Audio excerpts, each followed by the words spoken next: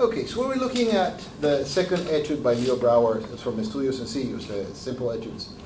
It starts out by stating, all right, this is a choral. Choral means that it is sung by a choir. And we have to think immediately that although it looks like everything is written vertically, voices do not work vertically. They actually are linear music, right? So in doing that, we have to train ourselves to be able to play the piece thinking that one voice might be more prevalent than the others at any given point. So as you play, don't play them all with the same weight and the same impetus.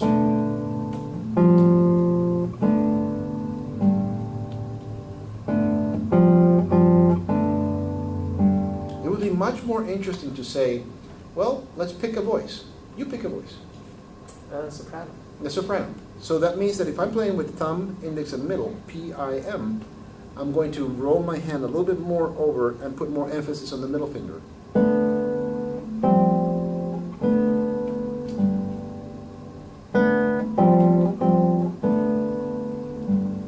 And it's not the idea of making the middle finger louder, it's the idea of making index and thumb quieter, right?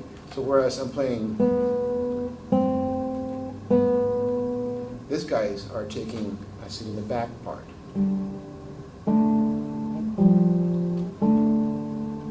Right? Now, to really make it more interesting, we could actually say si, do, si, si, do, si, where I basically just sang the top voice and I played the other voices, right? But I'm doing the same impetus. I'm bringing that. Now let's go ahead and take another voice. Let's just go in order. Let's go for the middle voice, which is the hardest, right?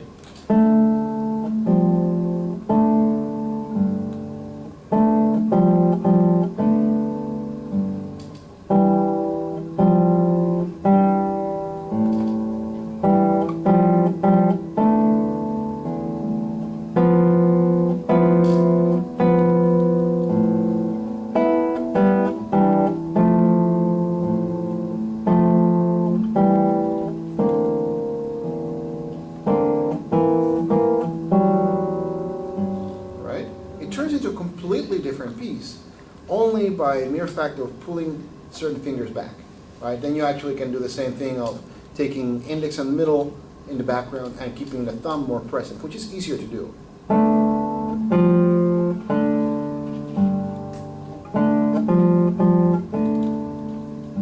Right?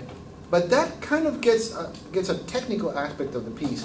It's still not a musical performance, right? There are so many things that Leo is putting in the music there for us to interpret, right? It starts at mezzo piano, right? And it stays like that pretty much for the first 4 bars or so before we end up on a forte.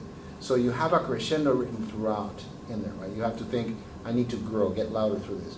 And that helps me put direction into my music, which undoubtedly is what we need to do when we're looking at a choral piece. You know, you have this vocal aspect of it. And music needs to be like water, right? Water that is productive and is drinkable is always flowing and going somewhere.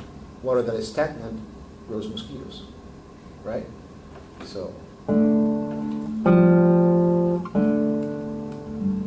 right? So at many levels you have this second chord that, although it's on the 4th beat of the measure, 1, 2,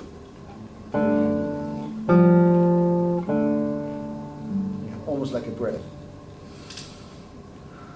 An exhalation, right?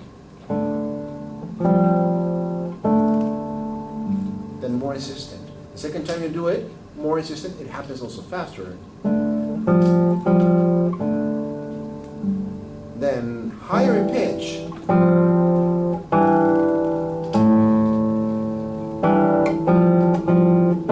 Then you're loud. And then you mute the 6th string when you land on that second measure, second line, right? Right? So you did this.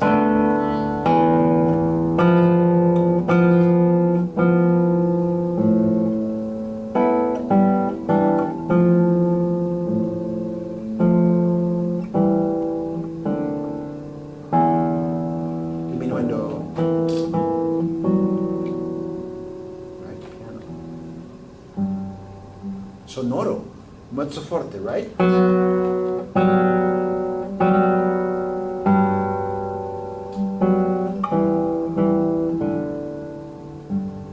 Meno sonoro, less sound.